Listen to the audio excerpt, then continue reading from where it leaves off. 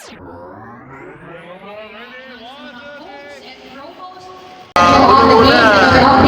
natin tinayo to, no? Executive League, MMD Cup Executive League. Sa pamumuno ni Chairman Armando Ortiz, to build camaraderie and then bonding sa NGU sa LGU. Ginawa natin, sinuggest ni Chairman is gawin weekend yung games. Ngayon lang tayo nag-start ng weekday opening, pero ang games is weekend. Saturday, Sunday, para hindi makakabala sa opisina. Yung mga executives natin, magampanan pa rin nila yung mga masahin ko lang, ano?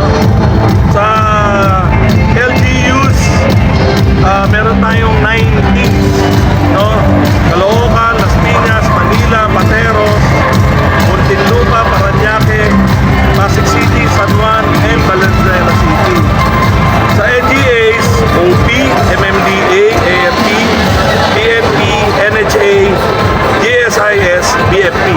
Siguro yung liga matatapos ng before March 30, tapos na tayo. Basketball, no? Sa basketball, 12 teams, ginroup namin into 2, no? Group 1 and 2, single round robin, tapos top 2 teams sa akyat, no? Tapos meron mga knockout game, tapos playoff tayo, quarter, semis, sa championship. Gusto nga namin, over the weekend, wala namang gagawin yung mga pamilya, manood sila kung saan yung games, may mga schedule naman, live naman kami sa FB, meron naman FB page na ang MMDA Cup Executive League, pasusubaybayan nila, cheer nila yung mga teams nila, lalo yung mga LGUs and NGAs din. Bali sa basketball, 6, no? Tapos may bowling at saka badminton. Maraming LGUs and NGAs na nakasali dito. For the Executive League, basketball, bowling, and badminton.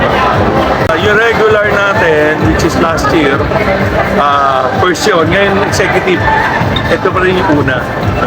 Regular cup natin, MMDA Cup, which is yung regular LGUs. Ang dami kasali na almost 40 teams last year.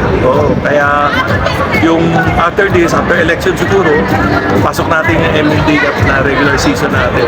Alam mo naman, through sports, nagkakaroon na tayo ng kaibigan. May competitiveness, pero through sports, magiging magkakaibigan sila, magkakakilala, no, na LGUs at saka NPAs, which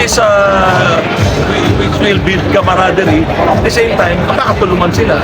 Magkakausap, ano ba pwedeng matulong ng NGA sa city, ano naman matulong ng city sa NGAs. Kaya, vice versa, which is, yun nga, magandang project ng chairman, na magkakatulungan. At the same time, kakaroon ng bonding, magkakakilala.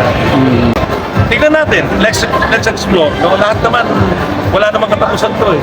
Basta through sports, wala katapusan eh. No? Tuloy-tuloy lang. Tingnan natin kung ano yung pwede natin. May offer din natin sa mga media people natin. Matulungan din natin sila, no? Through sports.